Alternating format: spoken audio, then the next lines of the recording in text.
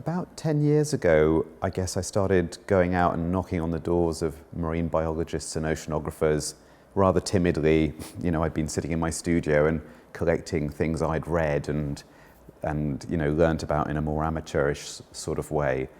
And I was just quite surprised when a lot of those scientists were very welcoming and generous with me. And 10 years later, I must have been in dialogue with about 200, at least, oceanographers, marine biologists, and others, marine engineers, fisheries people. I mean, it's sort of bonkers, really. I never would have expected the journey to be so broad, and sometimes it's hard to hold all those ideas from people in their specialist disciplines in your head, and then also try and translate it into artworks that I guess help to start conversations with audiences.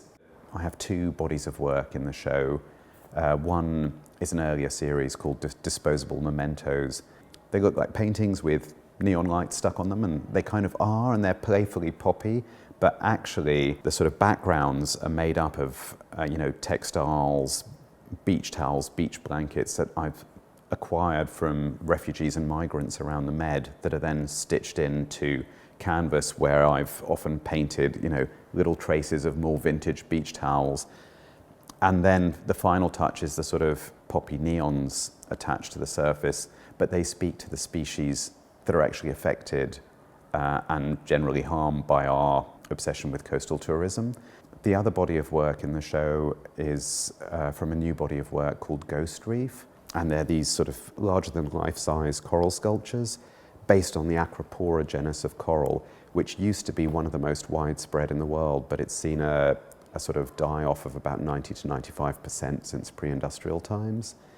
It's also I think aesthetically, it's one of my favorite species of coral. I've done other works with coral and had the privilege of working with coral scientists for quite some time now. And so what I wanted to do with these works, and I work with marine biologists and AI, artificial intelligence, to try and map the natural growth patterns of Acropora. And then, in a reassuring way, AI is not perfect yet, so there was a lot more space for me to sort of negotiate and have my hand in it. But we basically grew a virtual reef system that could be up to 21 branches of Acropora. And then I was interested that the title Ghost Reef is talking about sort of presence and absence and loss.